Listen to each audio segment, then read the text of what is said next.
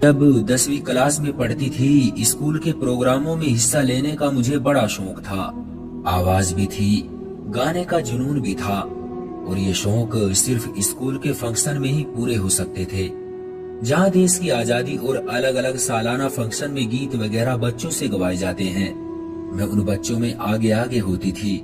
माँ बाप निहायत ही ईमानदार और खुले अंदाज के थे। स्कूल के फंक्शन में हिस्सा लेने से मना नहीं करते थे। उन्होंने हमको अच्छा खिलाया पहनाया, जिस चीज की ख्वाहिश की पूरी हुई। किसी किस्म की कोई हसरत न रही, इसलिए हर चीज से ऊब चुकी थी। स्कूल में अर्जुन नाम का एक लड़का था। इत्तेफाक से उसका घर भी हमारे पड़ोस में ही था। अच्छे दिल और हमदर्द किस्म का था। जब भी बाहर निकलती, मोहल्ले के चंद बदमाश लड़के आवाजें देते या छेड़ने की कोशिश करते, तो अर्जुन जो करीब ही कहीं मौजूद होता, बाहर आ जाता और उन लड़कों से झगड़ पड़ता, उनकी बेइज्जती कर देता। 2-4 बार जब इसी तरह हुआ, तो मेरे दिल में अर्जुन की कदर और कीमत बढ़ गई। होते होते उस हमदर्दी ने दोस्ती का रूप धारण कर लिया। लेकिन हमारे घर का माहौल ऐसा न था कि लड़कों से दोस्ती की जा सकती, क्योंकि इस तरह की दोस्ती को निभाना मुश्किल था। सो मैंने कदम आगे न बढ़ाया। बस दिल ही दिल में अर्जुन की इज्जत करती और उसको याद करती थी। एक दिन मंजू ने अर्जुन का नंबर दिया कि जरा उससे बात कर लो, खुशामद कर रहा है कि उसके पास नंबर पहुंचा दो। मैंने 2 दिन तक बात न की, तो वो बोली, तुमको नंबर तो दिया था, बात क्यों नहीं करती? अर्जुन बीमार है, ये बात सच है कि सहेलियां ही जिंदगी में तूफान लाती है। कभी कामयाबी तो कभी तबाही और बर्बादी का कारण बनती है। जब मंजू ने कहा कि अर्जुन बीमार है, तो मैं फिक्रमंद हो गई और झिझकते हुए फोन मिला लिया। यूं ना चाहते हुए भी उससे बात हो गई। उसने बताया कि मैंने मंजू को नंबर नहीं दिया था, क्योंकि तुम्हारे घर के माहौल को मैं अच्छी तरह जानता हूँ। ये काम उसने खुद किया है, मैं बीमार भी नहीं हूँ। बहरहाल तुमने फोन किया तो मुझे खुशी हुई है, और अब तुम मुझे फोन करती रहा करो ताकि हालचाल मालूम होते रहे। फिर मैं मम्मी से चोरी छुपे फोन करने लगी, लेकिन एक दिन उन्हें पता चल गया कि मैं फोन पर किसी लड़के से बातें करती हूँ। उन्होंने निगरानी शुरू कर दी और फोन करने से मना कर दिया। तभी एक दिन मंजू आई और कहा कि अर्जुन बहुत परेशान है। उसने पूछा है कि तुम फोन क्यों नहीं करती, सब ठीक तो है? वो मम्मी को पता चल गया है, वो फोन ताले में रखती है। मंजू अर्जुन के पड़ोस में रहती थी। मैं उसको लेटर देने लगी। अर्जुन और मेरे बीच मंजू किसी डाकिया की तरह बन गई। वो अच्छी नजर आती थी, सिर्फ अपनी जवानी की वजह से, लेकिन दिल से अच्छी बिल्कुल न थी। मैं उसको विश्वास के काबिल समझती थी। ये बाद में पता चला कि वो कितनी घटिया है। पहले पुल बनी और फिर रफ्ता रफ्ता मेरे और अर्जुन के बीच दीवार की तरह खड़ी हो गई। एक दिन मम्मी ने मंजू और मेरी बात सुन ली। उन्होंने जूता उठा लिया और मुझे खूब मारा। बहरहाल उस बात का उसने फायदा उठाया, हमारे यहाँ आना जाना छोड़ दिया। अर्जुन से खूब दोस्ती हो गई। मुझे कानों कान खबर ना हुई, और मंजू ने मेरे खिलाफ बातें करके मुझको खूब बदनाम किया। जब उसकी सहेली राखी ने मुझे बताया कि मंजू तुम्हारे बारे में हर किसी से क्या कहती फिरती है, मुझे बहुत दुख हुआ। मैंने मौका मिलते ही अर्जुन को फोन किया कि उसको ये सब बताओ, मगर उसने ये कहकर फोन बंद कर दिया। मंजू गलत नहीं कहती, तुम वाकई बहुत बुरी लड़की हो, तभी तो गली मोहल्ले के लड़के तुमको छेड़ते हैं। बोला, और किसी लड़की को क्यों नहीं छेड़ते? जब लड़की खराब होती है तभी खराब लड़के उसके पीछे पड़ते हैं। ऐसा सुना तो मेरा दिल फटने लगा। वो शख्स जो मुझको मोहल्ले की सबसे अच्छी लड़की समझता था, वही अब सबसे बुरी कह रहा था। आह ऊपर वाले, क्या लोग इतनी जल्दी दूसरों की बातों में आ जाते हैं? तो फिर विश्वास किसका? एक चीख मेरे दिल से निकल गई। वादा किया कि खुद को मिटा दूंगी, कलेजे पर पत्थर की सील रख लूंगी, मगर अब किसी से दोस्ती का ख्याल भी दिल में ना लाऊंगी। बस एक दोस्ती ही काफी हो गई थी। कभी अगर कोई अच्छा लगे तो दिलो दिमाग में क्यामत बर्पा हो जाती है। ये जख्म ऐसे होते हैं कि घाव फिर कभी भरते ही नहीं। उसे जितना भुलाना चाहा ना भुला सकी। घायल दिल घायल ही रहा। अब मंजू मुझे जहर लगती थी। मेरी क्लास फेलो थी, मगर उसके साथ बात करने को जी नहीं चाहता था। वो भी जब क्लास में आती दूर बैठती, मगर वो धीरे धीरे से मुस्कुराती थी। 10th क्लास के बाद हम दोनों एक दूसरे से अलग हो गए। कहते हैं लड़की पहली मोहब्बत को भुलाने के लिए दूसरी मोहब्बत में भी पहली मोहब्बत के गुण तलाश करती है, मगर मैंने अर्जुन की बेवफाई को ऐसे दिल से लगा लिया कि बीमार पड़ गई। उन्हीं दिनों 10th का रिजल्ट आ गया और मैं बहुत अच्छे नंबरों से पास हो गई। माँ बाप ने मुझे पास होने पर भी मुर्दा हालत में पाया। उन्होंने बहुत समझाया कि जिंदगी की हकीकत को समझो और अपने भविष्य के बारे में सोचो। उसी दौरान मेरे पिता के दोस्त के बेटे रमेश ने LLB कर लिया। वो मुझको बचपन से पसंद करता था। उसका रिश्ता मेरे लिए आया, मगर मैंने इनकार कर दिया क्योंकि मेरा दिल अर्जुन को याद करके रोता रहता था। मैं बुरी लड़की नहीं थी, मेहनती भी बहुत थी, अर्जुन से दिल से मोहब्बत की थी, लेकिन फिर भी मैं मुजरिम बन गई। खैर, मैंने मंजू की वजह से जब कॉलेज में कदम रखा तो कुछ दिल बहल गया। 1 साल तो आराम से गुजर गया, मगर दूसरे ही साल मेरी जिंदगी में अजब मोड़ आया। मैं अंग्रेजी में चल ना पा रही थी। रोज मैं अब पिताजी से कहती कि मुझको ट्यूशन लगवा दे, वरना फेल हो जाऊंगी। तब उन्होंने एकेडमी में दाखिले के लिए इजाजत दे दी। यहाँ का माहौल बिल्कुल खुला था, मगर मैं अपने किसी क्लास फेलो से फ्री न थी। बस जरूरत के तहत बात कर लिया करती थी। मगर एक लड़का था जो मुझसे बात करने के लिए परेशान रहता था। इत्तेफाक से उसके चेहरे में अर्जुन की झलक मारती थी और बोलने का अंदाज भी बिल्कुल उस जैसा ही था। इसलिए मेरी नजरें बार बार उसके चेहरे की तरफ होती थी। उसको गिटार बजाने का बड़ा शौक था और मैंने भी पियानो सीखा हुआ था। हमारी दिलचस्पी म्यूजिक में थी। मैं उसकी बातों का जवाब देने लगी। हमारी अक्सर ब्रेक में म्यूजिक पर बात होने लगी और यूं आहिस्ता आहिस्ता हमारी दोस्ती हो गई। हम बहुत खुश थे। रोहन ने अपनी माँ से भी मुझे मिलवा दिया और वादा किया कि वो अपनी माँ को रिश्ते की बात जरूर करने भेजेगा। ये सीधी साधी सच्ची दोस्ती की इंतहा थी, जिसमें रोहन के साथ शादी का तस्वुर होता हुआ देखा। उसके बाबा अमेरिका में थे। वो एक अच्छे खासे बिजनेसमैन आदमी थे। बहुत अच्छा उनका बिजनेस था और काफी रकम अपनी फैमिली को भिजवाते रहते थे। रोहन पुरसुकून माहौल और बड़ी सोचों का अमीर लड़का था। काफी हंसमुख था। तभी हमारे 2 साल एक खुशगवार पलों के साथ गुजर गए और वक्त गुजरने का पता भी न चला। अब मैं BA में थी और शहर के बेहतरीन कॉलेज में पढ़ रही थी। मैंने अच्छे नंबरों से BA पास किया। अचानक एक दिन रोहन ने मुझको एक बुरी खबर सुना दी, जो उसके लिए अच्छी थी, कि वो स्कॉलरशिप पर पढ़ने लंदन जा रहा है। उस खबर से मुझ पर अब कहर टूटना लाजमी था, क्योंकि अर्जुन की याद की तलखी ने मेरी सांस बंद कर दी थी। ऐसे में रोहन का साथ एक खुशी के झोंके की तरह था। उसकी दोस्ती में मैंने अर्जुन को बुला दिया था। शायद मुझे मालूम नहीं था कि ये भी एक रोज मुझसे दूर चला जाएगा।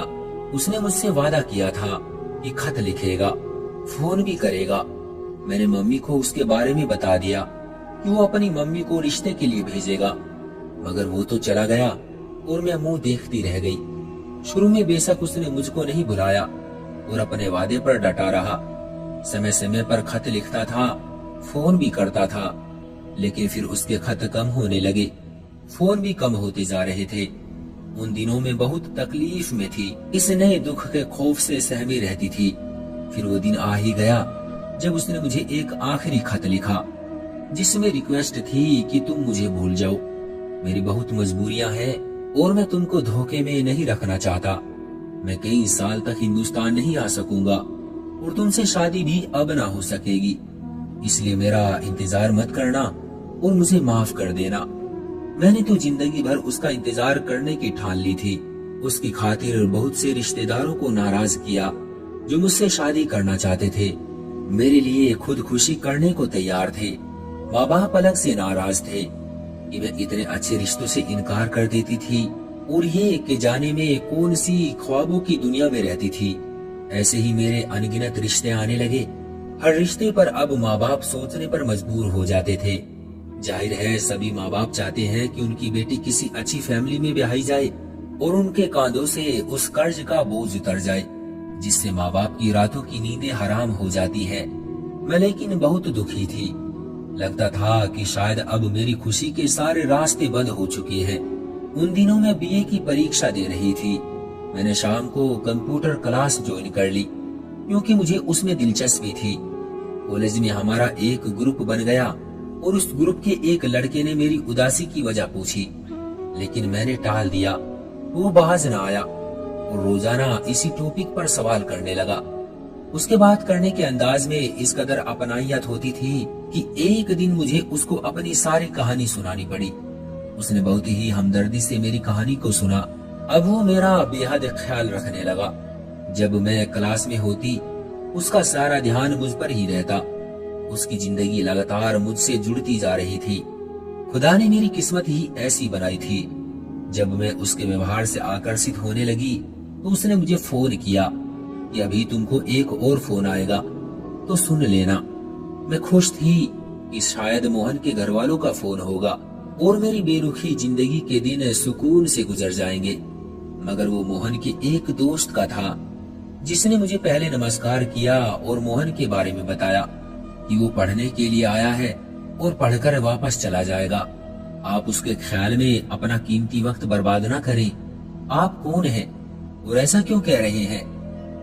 उसने कहा कि बात ये थी कि जब आपको उदास देखा तो हम सब दोस्तों में एक शर्त लगी कि कौन इस लड़की से बात करेगा और उसको अपना बनाएगा। तो मोहन ने कहा था कि मुझे 3 माह लग गए, मगर ये शर्त जीत गया, यानी उसने आपको जाल में फंसा लिया है। ये सुनकर मेरे पैरों तले से जमीन निकल गई और मैं बेहोश हो गई। माँ पिताजी मुझे उठाकर अस्पताल ले गए, जहाँ 2 दिन मैं गुमसुम भर्ती रही। डॉक्टर ने कहा कि इसको कोई दिमागी मसला है, कुछ है जो इसे अंदर ही अंदर खाए जा रहा है। आप इसे अब घर ले जाओ। मगर घर आकर मैं बहुत रोई थी कि आखिर ये मेरे साथ ही क्यों होता है। फिर मैंने हर किसी से बात करनी छोड़ दी। मुझको चुप्पी लग गई। मैं जैसे कोई दिमागी मरीज बन गई। कोई बात करता तो जवाब न देती, लेकिन अकेले में खुद से बातें करती। लोग मुझे अच्छे न लगते थे। बस अपनी ही दुनिया में मग्न रहने लगी। दिमाग में एक ही सवाल उभरता था, आखिर क्यों हमेशा मैं ही ठुकराई जाती हूँ, जबकि मैं बुरी लड़की नहीं हूँ। इस सवाल का जवाब मैं ढूंढ नहीं पाती थी। शायद इसी वजह से मैं दिमागी मरीज हो गई। लगता था जैसे जीने की चाहत आज खत्म हो गई है। मर्दों पर से विश्वास खत्म हो गया था। अर्जुन से मिले हुए 5 साल हो चुके थे।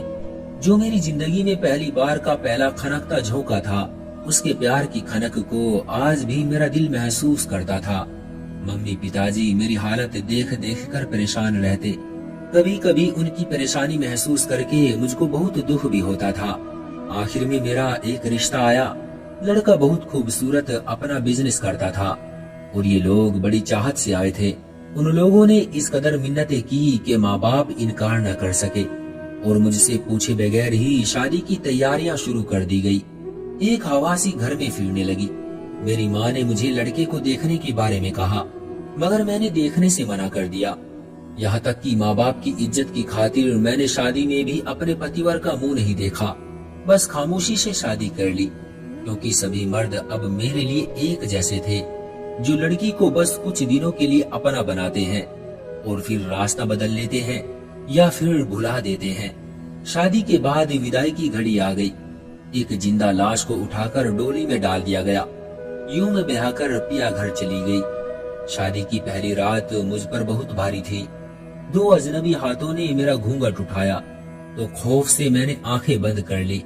कुछ लम्हों के बाद आहिस्ता आहिस्ता मेरी आंखें खुली तो एक देखी हुई सूरत को देखकर मैं हैरान रह गई। आंखों पर यकीन न आया कि वो अर्जुन है या वहम है मेरा। अर्जुन दिल में ऐसा बस चुका था कि हर सूरत में मुझको अर्जुन की सूरत ही नजर आती। ये सब सोचते हुए मेरा खून तेजी से दौड़ने लगा और जब अर्जुन ने मेरी उंगली में मुंह दिखाई की वही अंगूठी पहनाई जो कभी मैंने उसको गिफ्ट के तौर पर दी थी, तो मेरा दिल उछलकर हलक में आ गया। बड़ी मुश्किल से मैंने निगाहें ऊपर उठाई और फूट फूट कर रोने लगी। ये खुशी के आंसू थे, क्योंकि मेरे सामने मेरा अर्जुन ही था।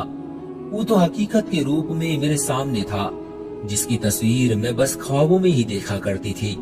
तो क्या आज वाकई मेरा हकीकत का हमसफर भी बन गया था, जो मेरी पहली मोहब्बत था? तुमने इतने साल मुझसे बात क्यों नहीं की? मैंने शिकवा किया, मुझको भुला दिया और मुझे भी भूल जाने को कहा था। क्यों? आखिर क्यों? इन सवालों का जवाब मैं आपको बाद में दूंगा। तुम्हारे साथ क्या हुआ होगा, जितना मेरे साथ हुआ है, ये एक लंबी दास्तान है। तुम क्या जानो दूसरों के देश जाकर हम हिंदुस्तानियों को कितनी मुश्किलों का सामना करना पड़ता है।